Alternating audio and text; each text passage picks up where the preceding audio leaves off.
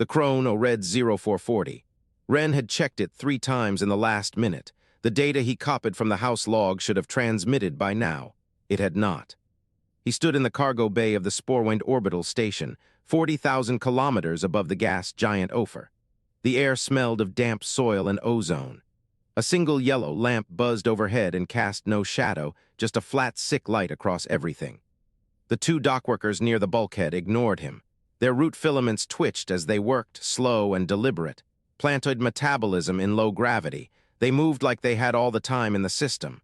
Maybe they did. Renn did not. His implant buzzed once, a single pulse against the bone behind his left ear, his handler confirming that the extraction window was closing. He had 6 hours to get the void sail coordinates. After that, the station would cycle its security protocols and every path out would seal shut. The data should have gone through. It had not gone through. He pushed off the crate and drifted toward the corridor. The dockworkers did not look up. The station core lay through a humid passage lined with hanging moss.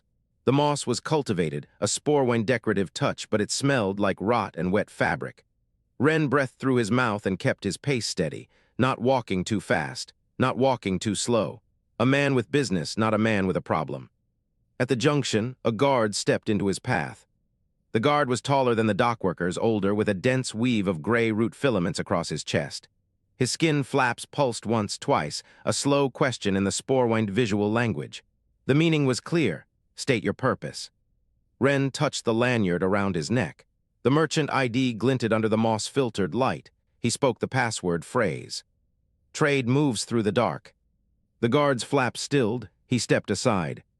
Renn walked past him and did not look back. The archives room was small and cold. A single memory extractor sat on the central table, inactive, its organic glass surface reflecting nothing. The device pulsed faintly, waiting for a subject, but the room was empty of anyone who might use it. Renn crossed to the storage locker against the far wall. He keyed the combination from memory. The lock clicked open. Inside, a sealed canister sat on the second shelf. He pulled it out, cracked the seal, and slid the data rod free. The rod was empty. No data, no coordinates, nothing. He turned it over in his hand. The surface was clean. No residue, no scratches, no sign of tampering.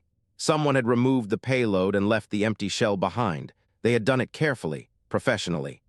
Renn stood still for a long moment.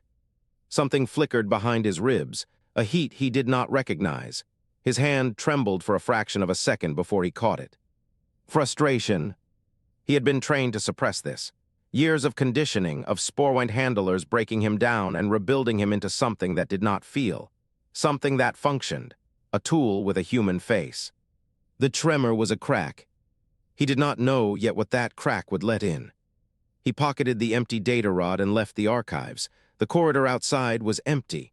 The guard at the junction was gone. His implant went silent. No signal, no handler, no backup. He was alone on a station full of plantoids who knew something was wrong. They might not know what yet, but they knew. The empty data rod told him that. The missing guard told him that. The silence in his implant told him that most of all. He walked back toward the cargo bay. The damp earth smell hit him before he reached the door. The yellow lamp still buzzed. The dockworkers were gone. He stopped in the center of the bay and listened. Nothing, no footsteps, no rustle of root filaments, no hum of station systems. The silence was wrong. He checked the chrono again. 5 hours until the security protocols cycled. He had no coordinates, no backup, and no ship he could reach without passing through at least 3 checkpoints. The Thorn was docked in the main berth, 200 meters away, but the stealth hull would not help him if the station raised alarms before he reached it.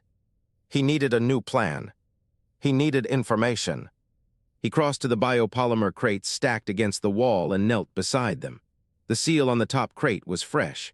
He cracked it open and found insulation foam packed around a cylindrical object. The EMP cascade. He had forgotten it was here. A contingency shipment routed through the station as cover. The dull gray cylinder sat in the foam like a sleeping weapon. One green activation stud. One pulse that would shut down every unshielded system in a wide radius. Including the station. Including the docking clamps. Including the life support. He lifted it out. The casing was cold. He could use it.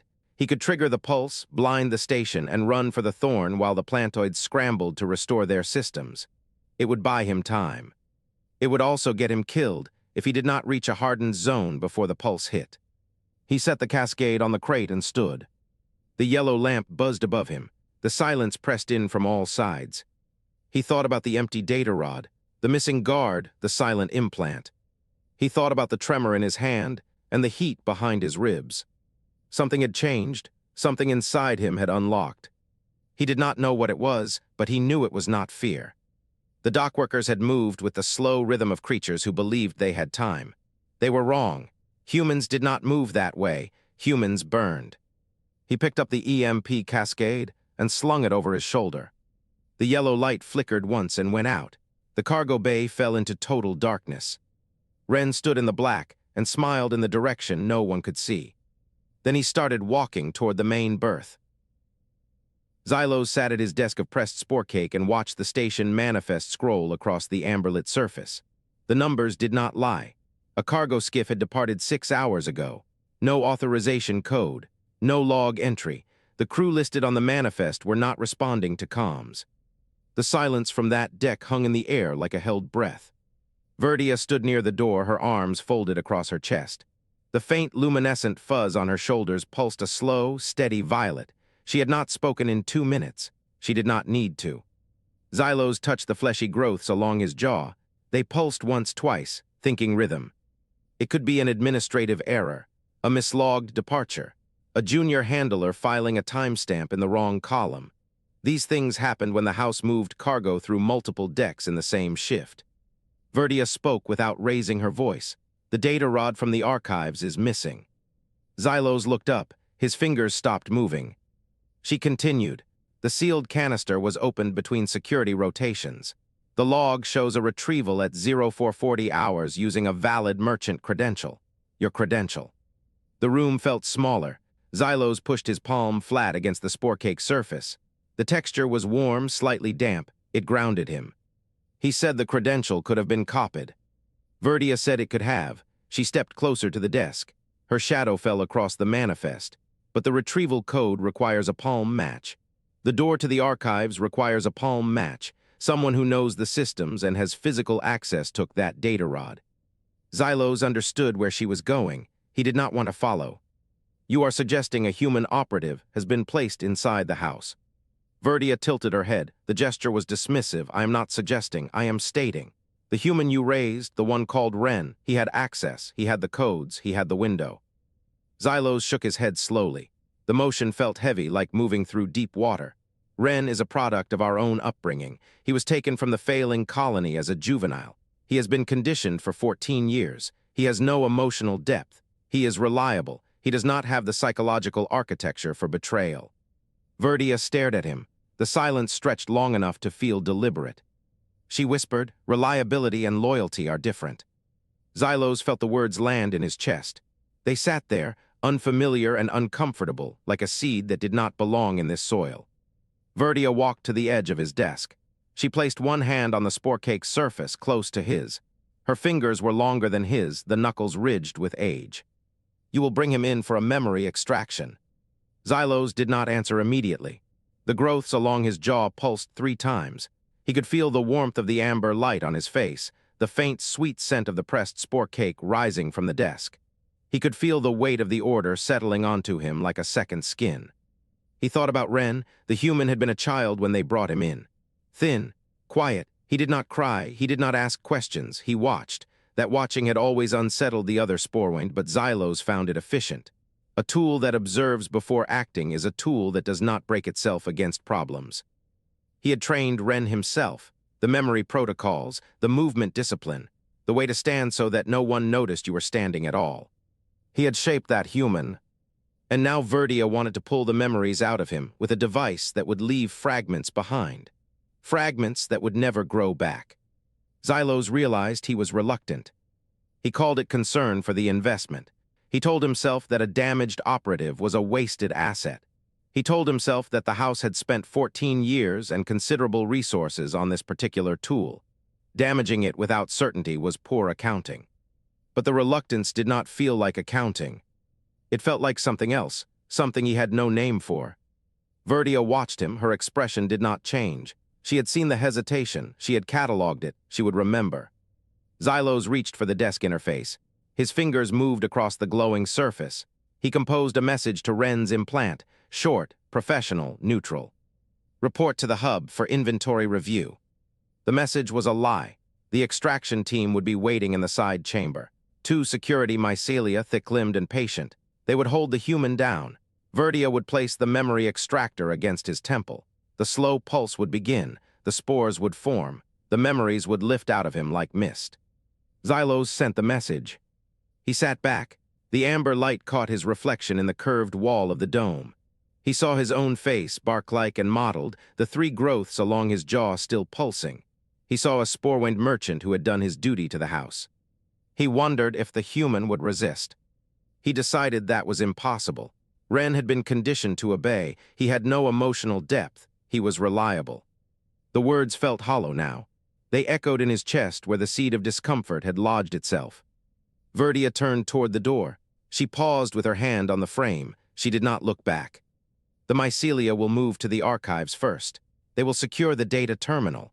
When Renn arrives at the hub, we will be ready. She left. Xylos remained seated. He stared at the message log. The words report to the hub for inventory review glowed faintly in the amber light. He had sent it. It could not be unsent. He knew it was a trap. He did not know why that bothered him.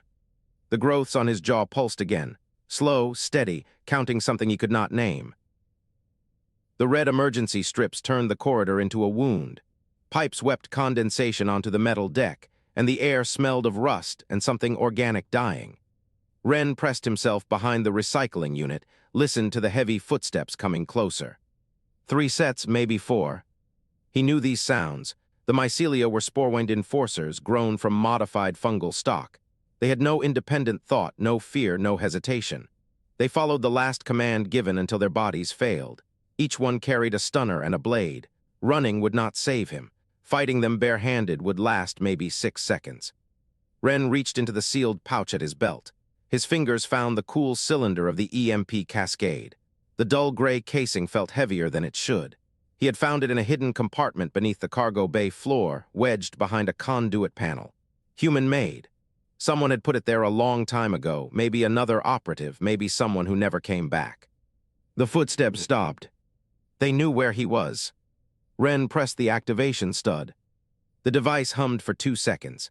A low vibration traveled up his arm, through his shoulder into his chest. Then the blue pulse ripped down the corridor. It was not a flash. It was a wall of light that moved faster than sound and left a trail of ozone in its wake. The mycelia collapsed. Their bioluminescent filaments died in an instant. The soft green glow beneath their skin went dark and they folded like cut stalks. 3 of them. They hit the deck in a wet chorus of thuds and did not move. Xylos stood at the far end of the corridor. His office communicator sparked once in his hand and went silent. He looked at the dead device. He looked at the fallen mycelia. Then he looked at Renn, and his jaw growths pulsed 3 times fast. Renn stood up. He walked forward. His footsteps sounded too loud in the wet silence. Water splashed under his boots. Pipes hissed somewhere above.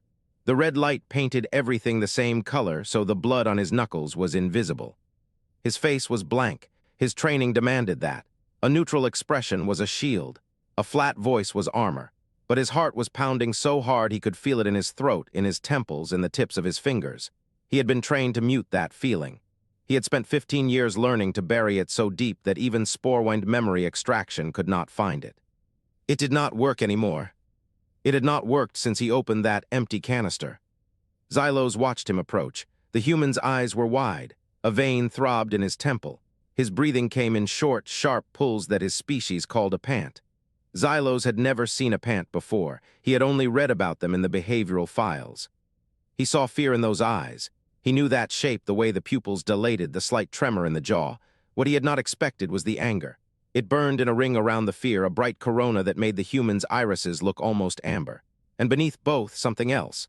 A brightness he had no name for. It was not calm. It was not calculation. It was a kind of ignition, like the first spark in dry tinder.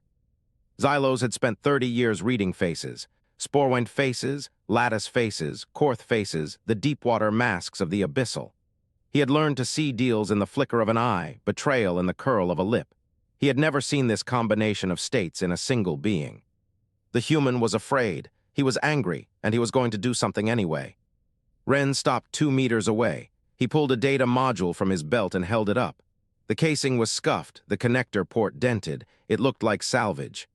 But Xylos knew what it was. "I need the void sail coordinates."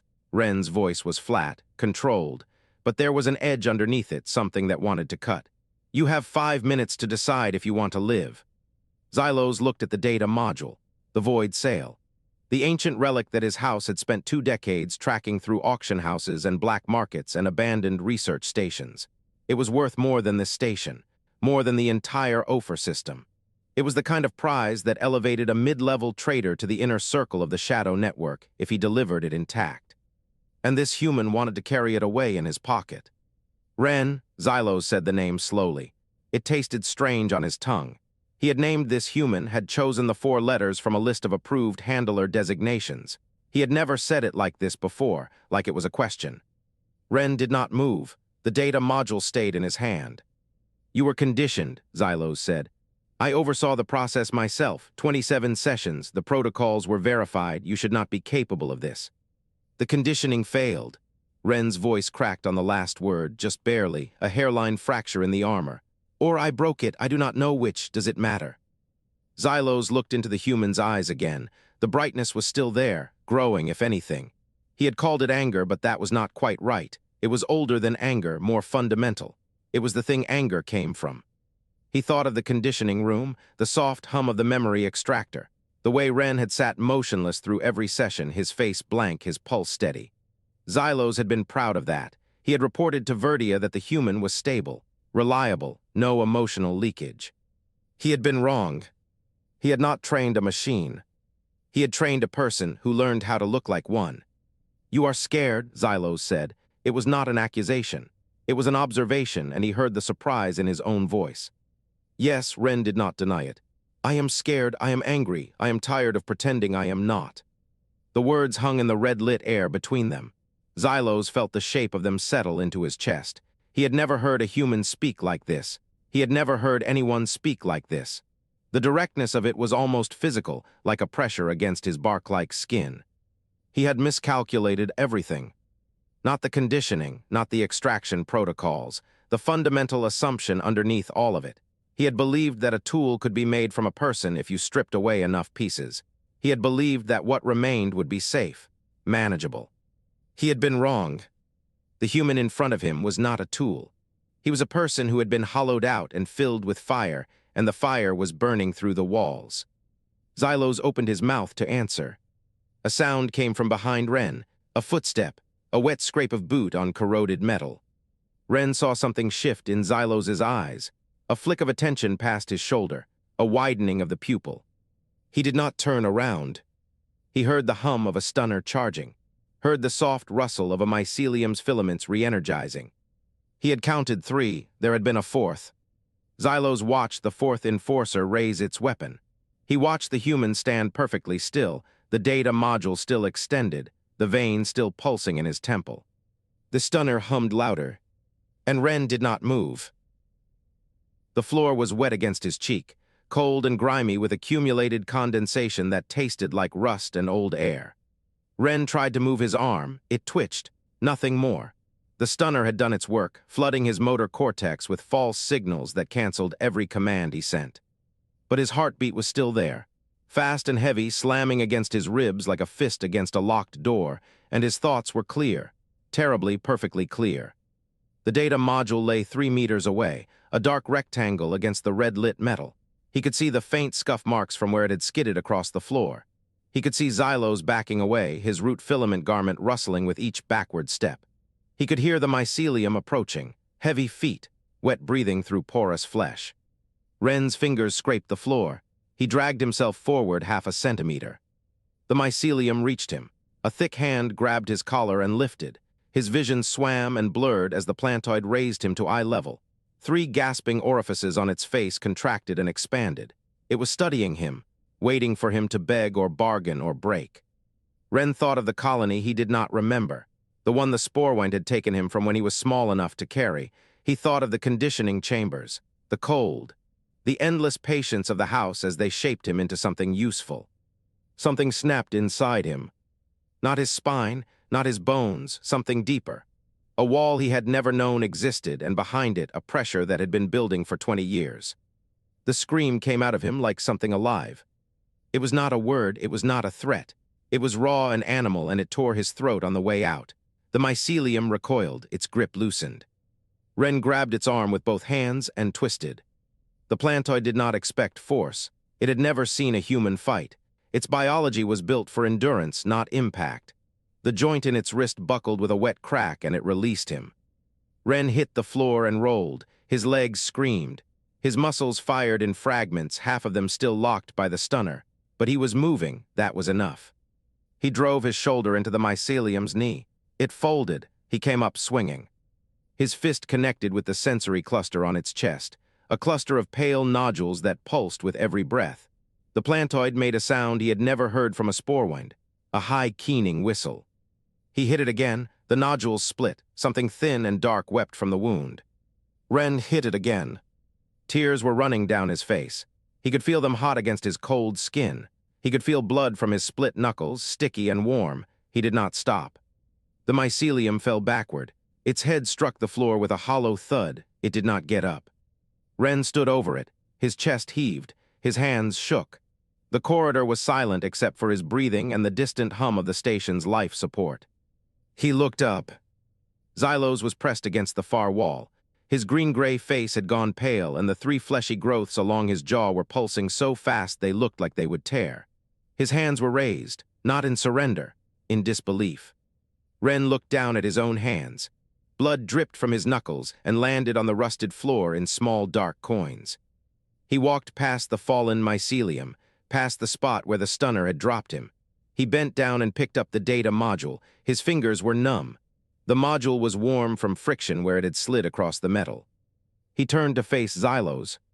His voice shook. He could not stop it from shaking, but his eyes were clear. "You have 3 minutes now." Xylos made a sound that might have been a word. It died in his throat.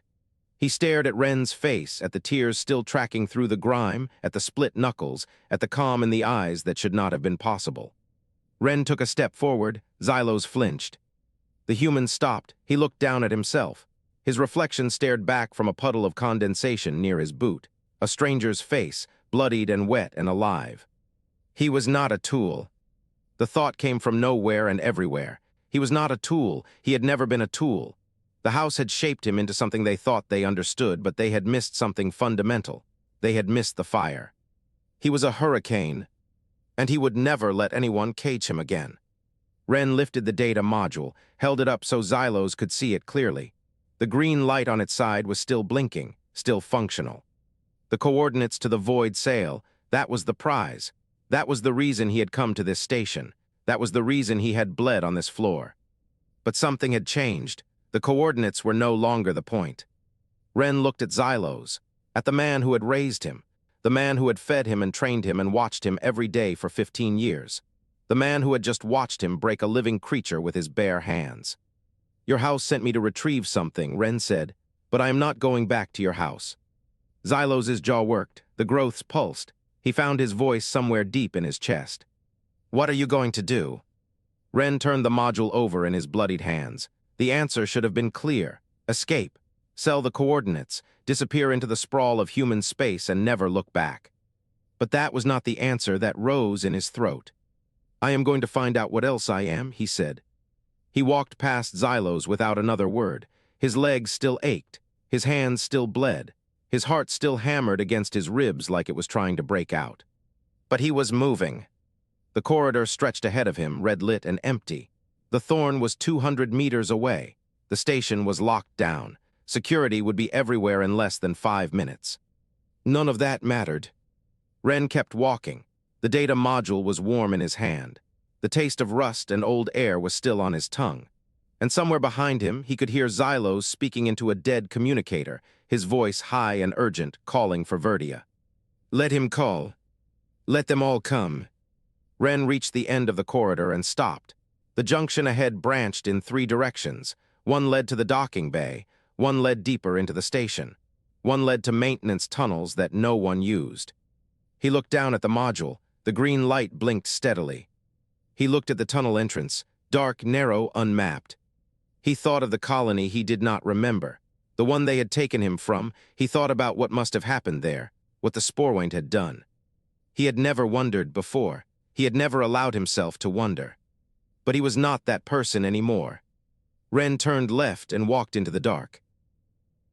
The emergency lights cast a sickly amber glow across Xylos's office. Most of the ceiling panels were dead, their bioluminescent cores still cooling from the EMP surge. The mycelium lay on its back near the doorway, arms splayed, its sensory fronds limp and gray. Xylos had not moved it. He could not bring himself to touch it. Renn sat in the visitor chair across from the desk. His arms were crossed tight against his chest. His breathing was still too loud, too fast, each exhale a ragged scrape that filled the silence between the hum of the surviving consoles. A dark bruise was forming along his jawline. His knuckles were split and wet. Xylos turned his back to the human. He needed the motion.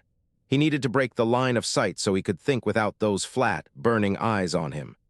The data core terminal sat recessed in the wall behind his desk, its screen a rectangle of soft blue in the gloom.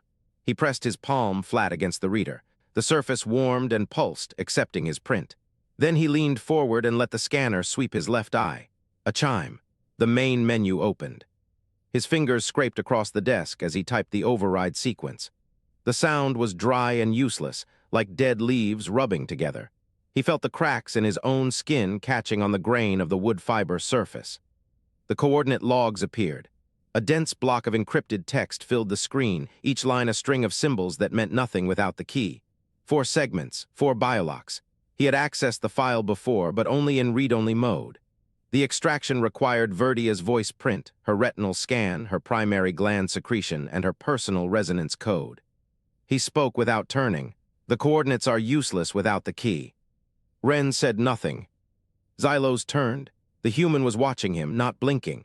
His face was a mask, but the mask was cracked around the edges. A tremor ran through his jaw. His hands were still crossed, but Xylos could see the tension in his forearms, the tendons standing out like cables. "The key is held by Verdia," Xylos said. "She is on the upper deck. She has a full security squad with her, 12 mycelium, 2 sensor operators. She will not give it to you." Renn's voice was flat. "I do not care. I will take the skiff, with or without the sail. The defense grid will destroy you before you clear the docking ring. 16 plasma turrets on the outer hull. The skiff has no armor. You will be vaporized in under 3 seconds. Then I will be vaporized."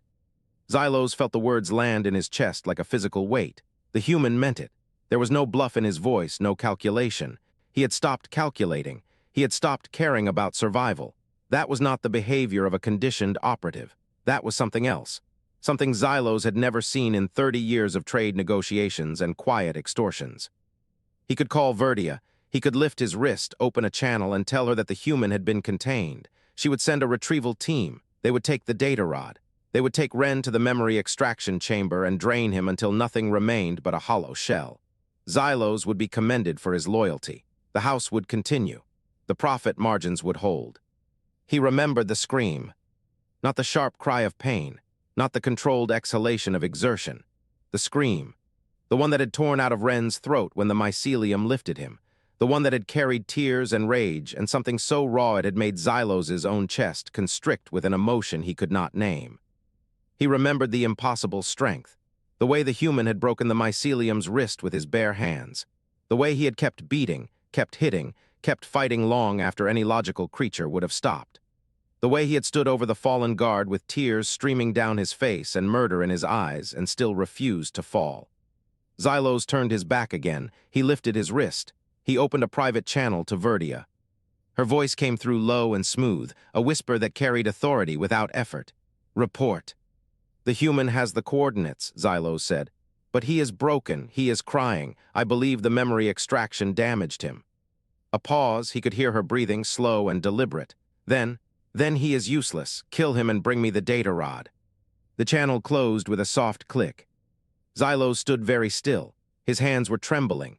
He looked down at them and watched the tremors run through his fingers, the fine root hairs on his palms quivering with each pulse. He did not understand what was happening to him. His body was producing a response he had no protocol for. His mind was cycling through calculations and discarding everyone.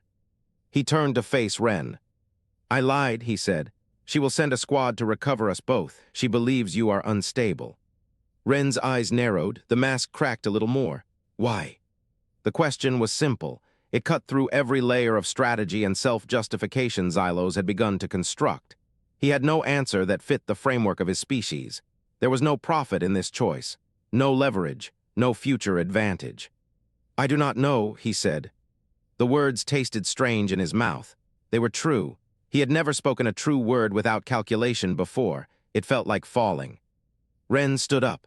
The chair scraped backward across the floor. He was still breathing hard, but his movements had lost their earlier tremor. He walked to the desk and looked down at the data core screen. The encrypted coordinates glowed back at him. "Then we go to the hangar now," Renn said. "Your skiff, my sail, one chance." Xylos nodded. The motion felt foreign, like his neck joints had forgotten the angle. He killed the data core screen. Darkness closed in around them, broken only by the amber emergency strips along the baseboards. The mycelium's body lay in a heap by the door. They would have to step over it. He stepped over it. His hand touched the door release. The panel slid open. The corridor beyond was dim and empty, the air still carrying the acrid smell of overheated circuitry and burnt insulation. The EMP had cooked the station's nervous system. Every emergency system was running on backup. Every door was on manual override. And from somewhere down the corridor, deep in the station's metal bones, heavy footsteps began to echo. They were not close, not yet, but they were getting louder, and they were coming in unison. Xylos looked at Renn. The human's eyes were fixed on the far end of the corridor. His fists were clenched. His split knuckles had started to bleed again, dark drops falling to the deck plates. He did not look afraid. He looked ready. Xylos stepped into the corridor and began to walk. The footsteps grew louder behind him. He did not look back. The hangar air was thin and cold. It tasted like vacuum and recycled nitrogen, and Renn's lungs burned with every breath. The skiff sat 40 meters ahead, its matte hull absorbing the amber emergency light like a black stone. Xylos walked beside him. His root filament garment rustled with each step. Renn's shoulder throbbed where the stunner had grazed him. The wound was a red line of burned skin, still smoking faintly. He ignored it. He had the EMP cascade in his left hand, the data rod in his right. Half the coordinates, better than nothing. Verdia stepped through the far entrance. She walked alone at first, her tall frame silhouetted against the corridor lights. Then the mycelia followed, 6 of them. They fanned out in a loose semicircle, their stunners low and ready. Their bark-like skin gleamed wetly in the gloom. Verdia stopped 10 meters away. She clasped her hands behind her back and tilted her head. Xylos stopped walking. Renn stopped with him. "Xylos," Verdia said. Her voice was barely a whisper, it carried anyway. "You have betrayed the house." Xylos said nothing. "The human is a liability. Step aside." The mycelia raised their stunners. The weapons hummed, a low vibration that Renn felt in his teeth. Xylos did not move. "He is not a liability," Xylos said. His voice was steady. "He is the strongest thing I have ever seen. You are afraid of him. That is why you want him dead." Verdia's jaw growths pulsed once, slow, controlled. "I am not afraid of anything," she said, "least of all a fractured tool." Renn lifted the EMP cascade. He held it at chest height. His thumb found the activation stud. Verdia's eyes tracked the movement. "You think that will save you?" Renn pressed the stud. Nothing happened. The cascade was dead. Its indicator light stayed dark. The portable cell had not charged it fully. 30 minutes. It needed 30 minutes. Renn stared at the useless cylinder in his hand. Verdia smiled. It was not a human smile. It was a slow parting of lips that showed no teeth, a predator's patience. "Out of tricks," she said. The mycelia adjusted their aim. Renn looked at Xylos. Xylos looked back. His bark-like face was unreadable. Then he nodded, once. Renn turned and ran. He ran hard, his boots slapping the deck, his lungs dragging at the thin air. The skiff was 30 meters away, 25. The hatch was closed. He would have to cycle it. That took 6 seconds. The mycelia fired. A bolt of blue energy screamed past his ear. The second shot caught his shoulder. The impact spun him sideways. Pain exploded down his arm. His fingers went numb.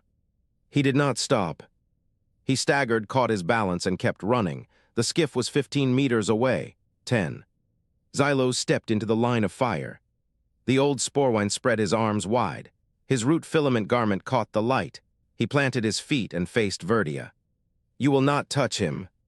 Verdia's hand hung in the air. The mycelia hesitated. Their stunners hummed, but they did not fire. Xylos was a senior trader. Killing him was costly. Killing him meant paperwork, investigations, questions from the house. A dead senior trader was a scandal. A live one was leverage. Verdia's face twitched. Renn reached the skiff. He slapped the hatch release. The door cycled open with a hiss of equalizing pressure. He threw himself inside. The cockpit was dark and cramped. The controls were familiar. He had flown this skiff 100 times. The engines whined to life. High and urgent, a sound that cut through the hangar like a blade. Xylos backed toward the ramp. He kept his arms spread. He kept his eyes on Verdia. "You will not touch him," he said again. Verdia lowered her hand. She did not speak. Her silence was louder than any command. Xylos reached the ramp. He did not look back. He kept his eyes on Verdia. He kept his body between her and the skiff. Renn leaned out of the hatch. He reached down. His hand was bloody. His shoulder screamed. "Grab it." Xylos grabbed his wrist. Renn pulled. The old Sporewind was heavier than he looked. His bark-like skin was rough against Renn's palm. But Renn pulled hard and Xylos came up, scrambling onto the ramp. The hatch slammed shut. Verdia shouted an order. The words were lost in the roar of the engines. The skiff lifted. The hangar doors groaned open. Cold vacuum spilled in. The emergency lights flickered. The skiff rose through the opening and the station fell away beneath them. Renn dropped into the pilot's seat. His hands found the controls. The skiff lurched forward, accelerating hard into the dark. Xylos collapsed into the co-pilot's seat. His chest heaved. His jaw growths pulsed fast and irregular. "She will send ships," he said. Renn did not answer. He punched the nav console. The void sail coordinates were half-loaded. The system was throwing errors. Red warnings flashed across the display. "We have half a map." Xylos stared at the console. His hands were shaking. "Half a map is better than none." Renn banked the skiff hard, angling toward the nebula's edge. The station grew small in the rear cameras. Then it was gone, swallowed by the black. The cockpit was silent, except for the hum of the engines. Renn looked at his hands. They were still shaking. His shoulder was still bleeding. The EMP cascade sat useless on the console, its indicator light dark. He had nothing left. Nothing except a half-loaded map, a wounded body, and a Sporewind trader who had betrayed his entire house to follow a human. He looked at Xylos. Xylos looked back. Neither of them spoke. The skiff flew on, and the void swallowed them both. The warning chime cut through the cockpit like a blade. Renn's hand tightened on the emergency sail lever. The station's defense grid had them. A tactical display on the console showed 3 battery emplacements aligning, their firing solutions converging on the skiff's trajectory. 40 seconds until the first volley. He pulled up the partial coordinates on the navigation screen. The route flickered, broken, useless. Behind him, Xylos made a sound, a soft, wet click from his throat. The Sporewind equivalent of a curse. "I need that key," Renn said. His voice came out flat, the training held. Xylos moved to the console, his bark-like fingers trembling as they hovered over the input panel. "Verdia's archive. During the EMP surge, I pulled a fragment. I did not know if it would be enough." "Try it." 35 seconds. Xylos fed the biokey into the navigation system.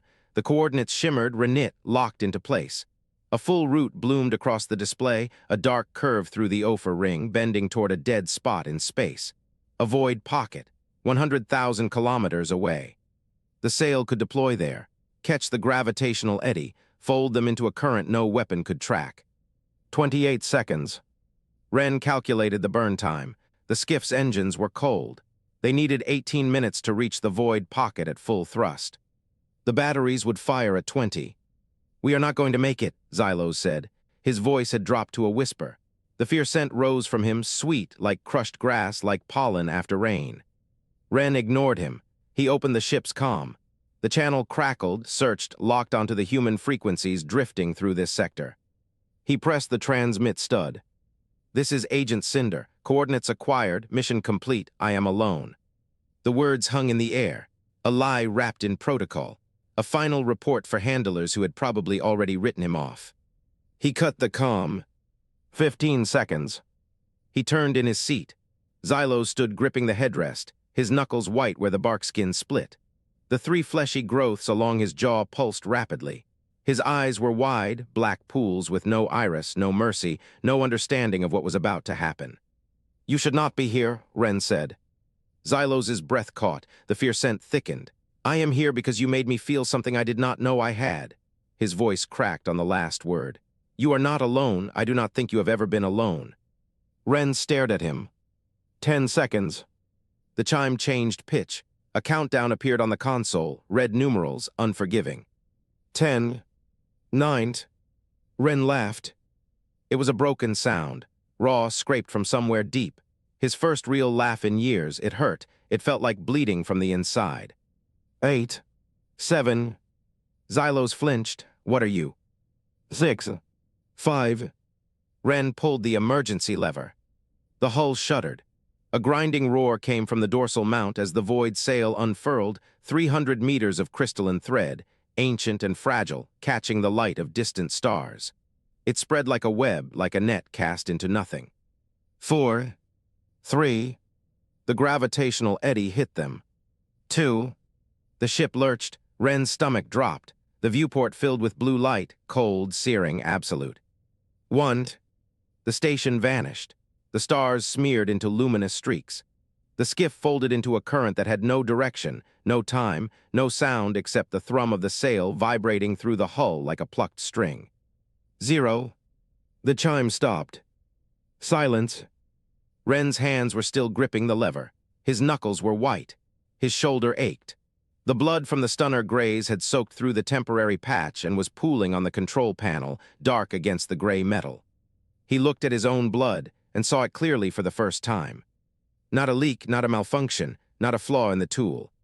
It was warm, it was red, it was his. The empty shell the Sporewind had raised was never empty. He had been here the whole time. He just needed to bleed to remember it. Xylos sank into the co-pilot's seat. His legs gave out. He sat there, trembling, the fear scent still rising from his body. He stared at the streaking light outside the viewport. "I did not know such a thing existed," he said. "The sail, the fold, I did not know." Renn did not answer. He watched the stars bleed past. The vibration of the hull was steady now, a low thrum that matched his pulse. The fold current carried them for minutes or hours. Time lost meaning in the blue.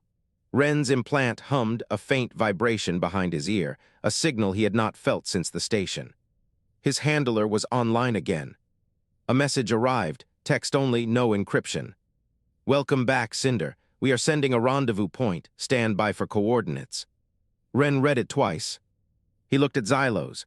The Sporewind was watching him, his eyes still wide, his jaw growths pulsing slow and steady now. The fear was fading, something else was replacing it. "What will you do," Xylos asked, "when they find you?" Renn reached up. His hand found the implant behind his ear. The skin was warm, the metal cold. He had worn it for 15 years. It had been his leash, his cage, his only connection to the people who had stolen him and remade him into a weapon. He pressed his thumb against the casing. He felt it crack. He felt it give. He pulled it free. The pain was a bright, clean line through his skull. Blood welled from the socket. He dropped the implant on the console. It landed next to the pool of his own blood, 2 pieces of him that no longer belonged. He powered down the navigation system. "I am done running for them," he said.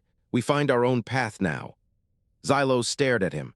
The fear scent was gone. In its place was something Renn could not name. Curiosity, wonder, the beginning of understanding. "Where will we go?" Xylos asked. Renn looked at the viewport. The blue was thinning. The fold current was releasing them. Colors bled through, reds and golds and deep violet. A nebula unfolded before them, vast and silent, filled with gas and unborn stars. He did not know where they were. He did not have a map. He did not have a handler. He did not have a mission. He had a skiff, a damaged sail, a wound in his shoulder. an alien sitting beside him who had chosen to stand in front of guns for him. He had something he had never felt before. He had a choice. The skiff drifted into the colored gas. The nebula swallowed them. No station, no weapons, no orders, just two refugees from different worlds, both learning what it meant to be alive. Renn leaned back in his seat. He let his hands fall from the controls. He let the silence hold them. And for the first time in 15 years, he did not wait for someone to tell him what to do next.